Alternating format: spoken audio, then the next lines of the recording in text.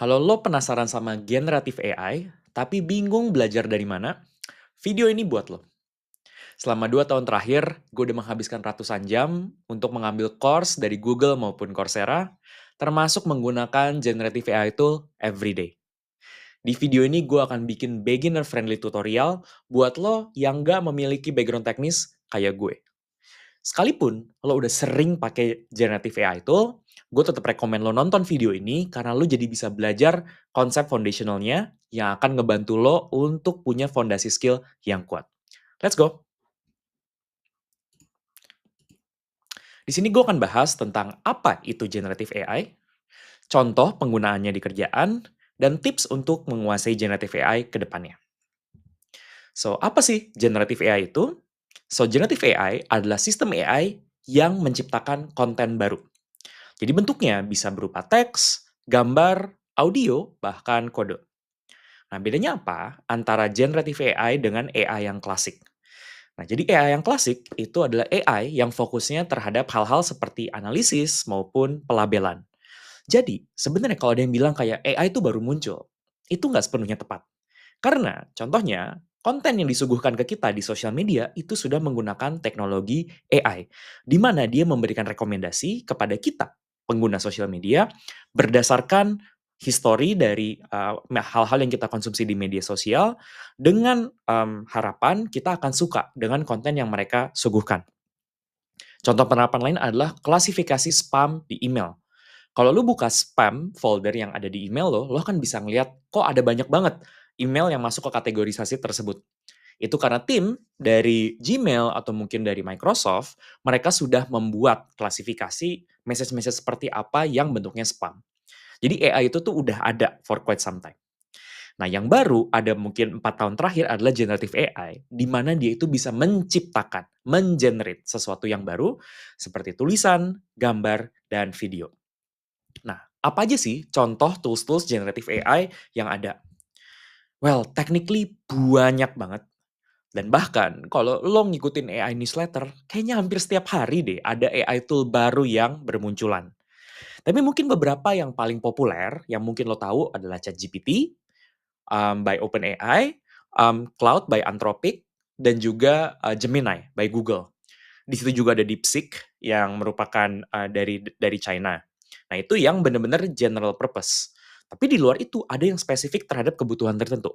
Misalnya kalau buat audio dan musik itu ada Elephant Labs, kalau buat coding itu ada Cursor, buat menulis ada Grammarly, terus buat yang lain-lain tuh banyak banget. Sampai gue pun juga agak-agak susah untuk menjawab ini satu persatu. Makanya gue paham banget kalau lu overwhelmed karena gue aja overwhelmed karena gue nggak tahu kira-kira gue harus mulai dengan menggunakan tools yang mana. Nanti gue akan jelasin deh gimana caranya untuk memilih supaya kita tuh nggak overwhelmed. Nah, berikutnya, gimana sih sebenarnya generative AI itu bekerja? Nah, generative AI itu bekerja dengan sebuah teknologi yang bernama Large Language Model. Which is, yang artinya adalah ada sebuah model yang sudah dilatih dengan jumlah tulisan yang sangat banyak, sehingga model itu bisa memprediksi kurang lebih output apa yang akan dia berikan kalau dia diberikan instruksi tertentu. Makanya, kunci yang sangat penting di sini adalah kita memberikan prompt yang baik, alias skill yang dinamakan prompt engineering. Kalau lo tertarik buat belajar prompt engineering, ketik prompt di komen dan nanti gue akan bikin video susulannya tentang belajar prompt engineering. Nah, jadi dari situ dia akan membuat prediksi kira-kira output yang sesuai dengan prompt yang kita berikan dan dia akan menghasilkan konten berdasarkan prompt tersebut. Hanya di dalam contoh kayak gini, kita memberikan prompt, berikan ide promosi saat gajian. Nah, dari model-model yang mereka lihat, misalnya dalam promo gajian yang paling banyak adalah buy one get one. Makanya dia akan memprediksi akan mengeluarkan output buy one get one. Nah, maka dari itu, mereka itu sangat tergantung dengan data apa yang diberikan kepada mereka. Lalu, apa sih contoh-contoh penggunaan generative AI yang relevan buat kita semua, yang merupakan bukan orang-orang yang teknis? Gue bisa share mungkin 3 yang paling umum dan mungkin mengcover 80% kebutuhan kita.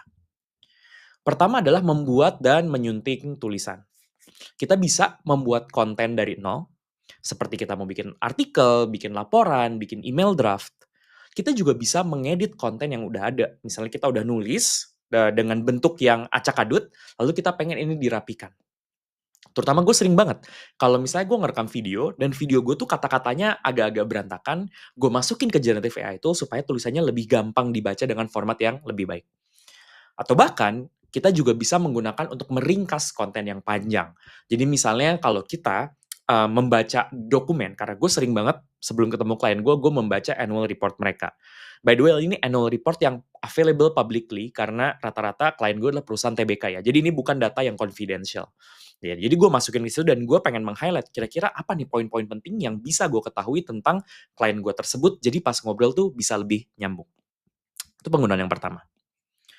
Penggunaan yang kedua adalah media audio visual. Nah, jadi kita bisa bikin gambar, video, atau audio dari deskripsi teks. Contohnya adalah gambar yang lo lihat di slide ini, itu banyak banget di-generate dengan menggunakan AI. Untuk video, gua belum banyak explore, tapi gue denger-dengar sih sekarang udah makin realistis. Biarpun buat lo bisa bikin video yang super bagus, itu juga membutuhkan tekniknya sendiri. Karena memang akan makan waktu.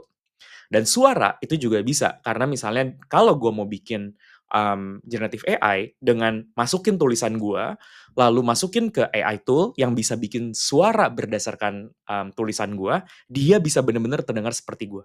Makanya ini sebenarnya berbahaya banget, karena bayangin deh, bisa aja itu dipakai untuk melakukan kejahatan-kejahatan. Penggunaan yang ketiga adalah brainstorming dan analisis. Ini mungkin yang paling sering gue pakai. Karena gue kerja sendiri, dan gue sering kali membutuhkan teman buat berpikir. Jadi misalnya kayak gue lagi memikirkan, kira-kira nih untuk kedepannya gue akan fokus untuk menjual produk yang seperti apa ya? Gue tanya ke AI, karena mereka teman diskusi yang bagus.